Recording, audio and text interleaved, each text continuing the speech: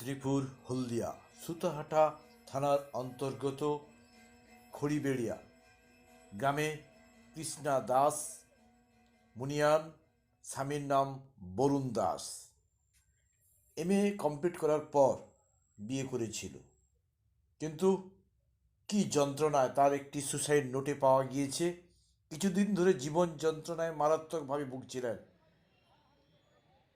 একমাত্র তার স্বামী সেও তার ভালো ছিল, তার শ্বশুর শাশুড়ি তাকে খুব ভালোবাসত, কিন্তু কেন তিনি আত্মহত্যা করলেন সেই ধরনের ধন্দে রয়ে গেল এলাকার মানুষ।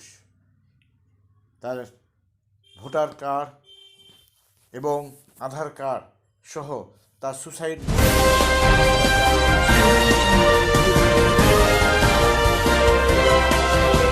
করেছেন। আপনারা দেখছেন হলদিয়া নিউজ চ্যানেলে।